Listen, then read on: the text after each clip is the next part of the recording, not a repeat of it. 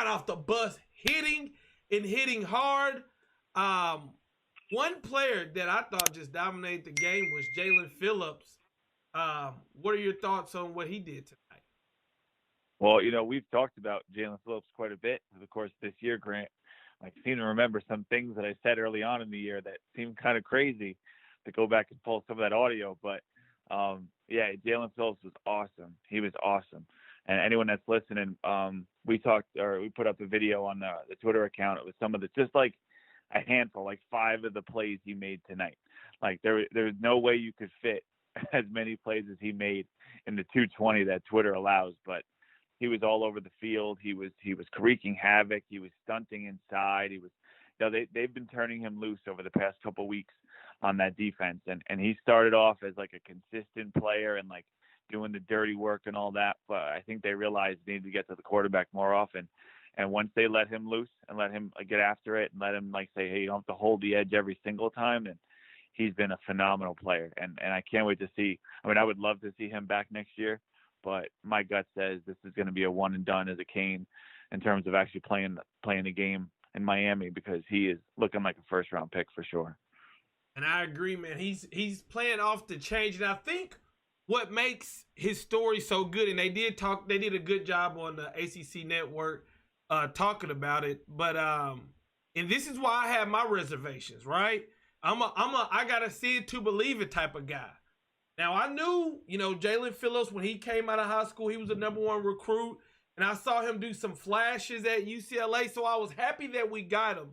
But I said, listen, man, we're expecting this kid who stopped playing football because of multiple injuries, a kid who's going to have to take off a year, a kid who's coming in looking scrawny. I was like, it's no doubt in my mind that he would be good, but I didn't think he would be this dominant. I didn't think I thought towards the end of the year, like I thought starting this game, we would start to see Jalen Phillips rev up, but he started from day one. And I think that's what really shocked me. I mean, we got to realize that this kid retired from playing football because of the injuries. So let's just play some imaginary, because look, let's be honest. We're going to talk about this Duke game, but we blew them out. We destroyed them, right? We're going to talk about it. But what would this defensive line look like if you added a Gregory Rousseau? Well, I think that you'd see Phillips and Rousseau on the field almost the whole game. And I know that you see it now too with Roche, like he plays most of the snaps out there. In the past, we rotated a lot more than we've been doing this year. Even on the interior, where that was always a constant flow of rotation. It's really been 3 and then 4 guys when Hunt stepped up, and then when Hunt really did and took the starting job, he stayed out there a lot of the time with Nesta.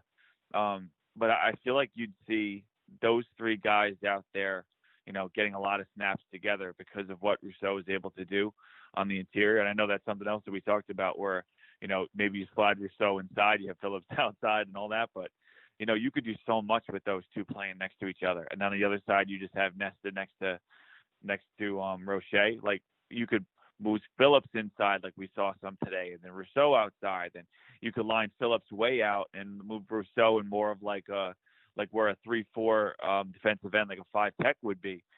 Like you could do so much if you had those 2 players, guys that are like high level, like future draft picks. That it's like I've forgotten the versatility that a defense can create or can show when you have like super elite playmakers.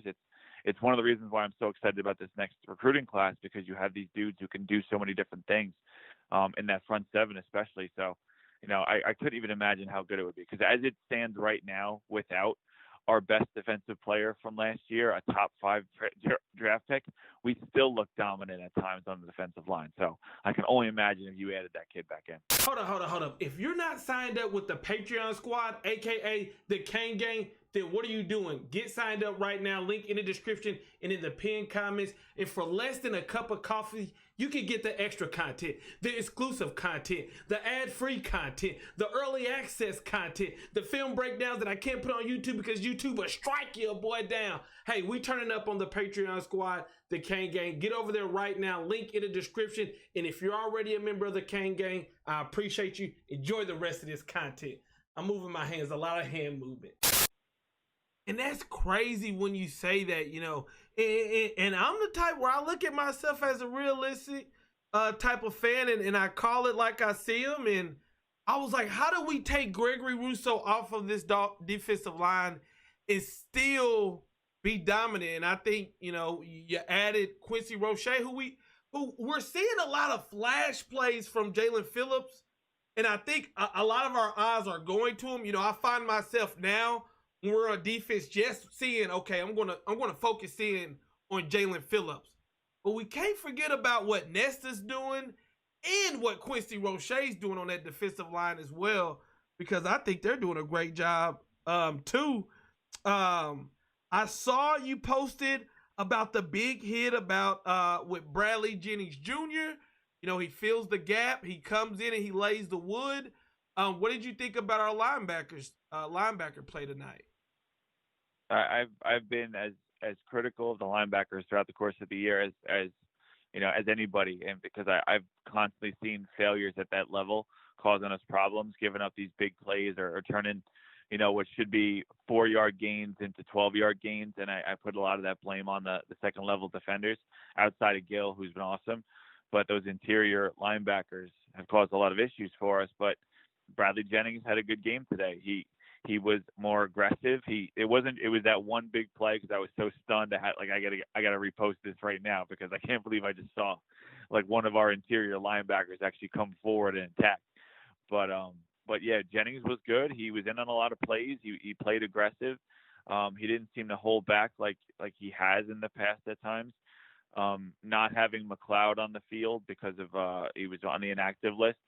You know, I'm not saying it made us better necessarily as a team, but I think it forced us to do things that we haven't done in the past, like putting Jennings and Flag next to each other, when usually it's Jennings with McLeod. So you see maybe some limitations caused by his partner, and then Flag with Brooks, where Brooks doesn't have the experience that a guy like Jennings does in terms of being around the program and being around the Diaz defense for so long.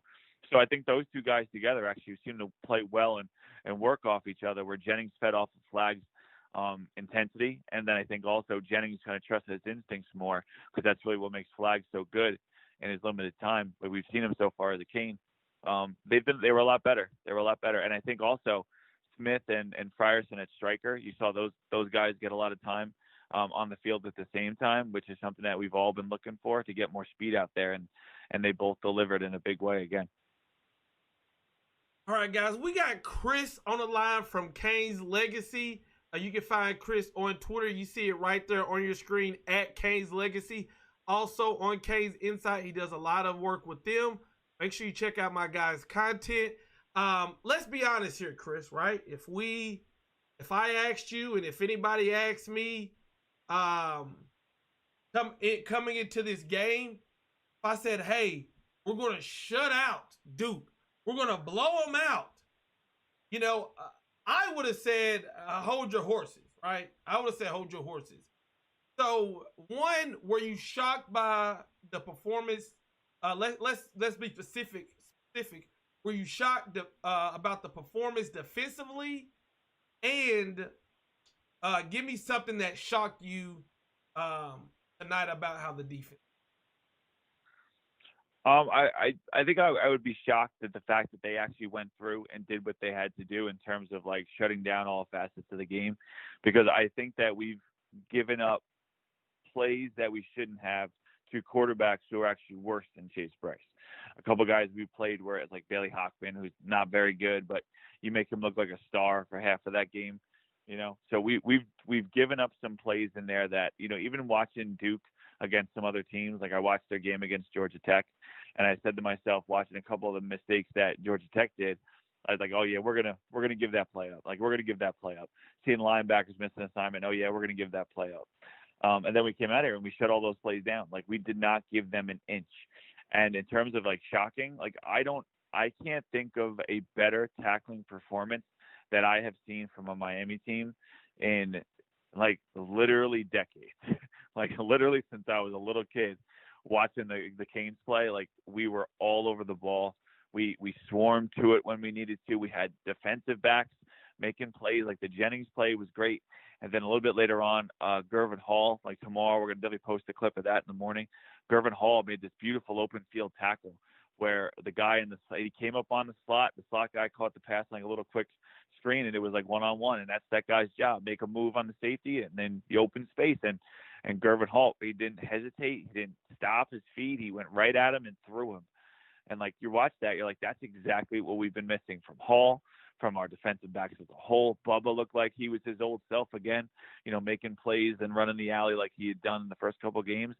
It was just, I was most surprised by the fact that it all came together so like expertly in a way that we haven't seen happen in quite a while. Like probably since like that 2017 Notre Dame game, I don't think I've seen the defense so together and consistent throughout the course of 60 minutes.